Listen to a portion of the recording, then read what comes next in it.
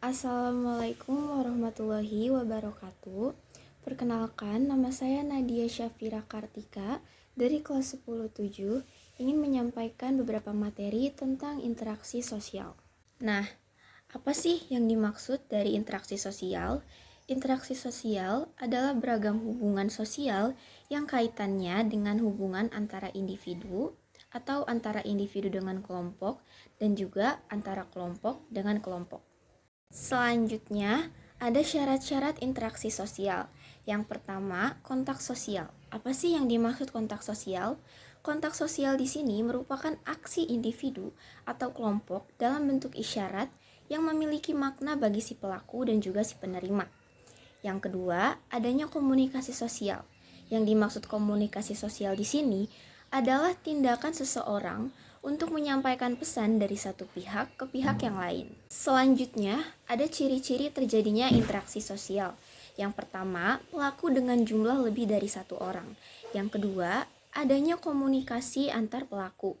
Yang ketiga, adanya dimensi waktu seperti masa lampau, masa kini, dan juga masa mendatang yang menentukan sifat aksi yang sedang berlangsung. Yang keempat atau yang terakhir, adanya tujuan tertentu, terlepas dari sama atau tidaknya tujuan tersebut dengan yang diperkirakan oleh pengamat. Adapun jenis-jenis interaksi sosial, yang pertama, interaksi antara individu dengan individu. Contohnya ketika dua orang bertemu, saling menegur dan juga saling berbicara. Yang kedua, interaksi antara kelompok dengan kelompok. Contohnya, pertandingan antar tim kesebelasan sepak bola. Yang ketiga atau yang terakhir, adanya interaksi antara individu dengan kelompok. Contohnya, seorang guru yang mengawasi muridnya yang sedang mengerjakan ujian. Selanjutnya, ada faktor yang memengaruhi interaksi sosial. Yang pertama, faktor internal. Apa sih faktor internal? Faktor internal adalah faktor yang memengaruhi interaksi sosial dari dalam diri seseorang. Contohnya, dorongan untuk memenuhi kebutuhan dan juga dorongan untuk mempertahankan hidup. Yang kedua, faktor eksternal. Apa sih faktor eksternal? Faktor eksternal adalah faktor yang berasal dari luar diri seseorang. Contohnya imitasi. Apa sih itu imitasi? Imitasi sendiri adalah tindakan sosial meniru sikap, tindakan, tingkah laku, atau penampilan seseorang secara berlebihan. Yang kedua, ada sugesti. Sugesti adalah rangsangan, pengaruh, atau stimulus.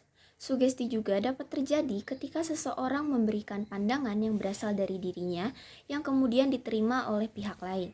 Yang ketiga, ada identifikasi. Identifikasi adalah kecenderungan dalam diri seseorang untuk menjadi sama dengan orang lain. Dan yang keempat, ada simpati. Simpati adalah suatu proses di mana seseorang merasa tertarik dengan orang lain.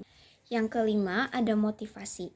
Motivasi adalah dorongan, rangsangan, pengaruh atau stimulasi yang diberikan seseorang individu kepada individu yang lain. Yang keenam atau yang terakhir, adanya empati. Adalah proses kejiwaan seseorang individu untuk larut dalam perasaan orang lain. Selanjutnya, ada bentuk-bentuk interaksi sosial. Yang pertama, interaksi sosial asosiatif adalah proses interaksi sosial yang cenderung menjalin kesatuan dan meningkatkan solidaritas anggota kelompok. Contoh dari interaksi sosial asosiatif adalah kerjasama atau cooperation. Yang kedua, akomodasi atau proses penyesuaian diri dari orang per orang atau kelompok manusia yang semula bertentangan sebagai upaya untuk mengatasi ketegangan. Selanjutnya ada asimilasi, yaitu proses sosial yang ditandai dengan adanya usaha mengurangi perbedaan yang terdapat antara orang atau kelompok yang meliputi usaha untuk mempertinggi sikap, kesatuan dengan memperhatikan tujuan dan kepentingan bersama. Yang terakhir ada akulturasi atau proses sosial yang timbul karena penerimaan dan pengolahan unsur kebudayaan asing tanpa menghilangkan unsur kebudayaan yang asli. Yang kedua ada interaksi sosial disosiatif. Interaksi sosial disosiatif ini lebih mengarah pada bentuk pertentangan atau konflik yang berwujud persaingan atau competition, kontravensi dan juga permusuhan. Contohnya kontravensi. Apa itu kontravensi? Kontravensi sendiri adalah proses sosial yang ditandai adanya sikap dan perasaan tidak suka yang juga disembunyikan. Yang kedua, pertikaian. Pertikaian adalah proses sosial yang terjadi apabila individu atau kelompok berusaha memenuhi kebutuhan dengan jalan menentang pihak lain dengan cara kekerasan atau berupa ancaman. Yang ketiga, persaingan adalah suatu proses sosial yang melibatkan individu atau kelompok dalam mencapai keuntungan melalui bidang kehidupan. Yang terakhir ada konflik.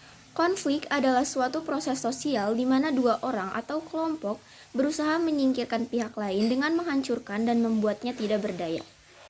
Sekian materi yang dapat saya sampaikan. Mohon maaf apabila ada salah kata dalam menjelaskan. Sekian, terima kasih. Wassalamualaikum warahmatullahi wabarakatuh.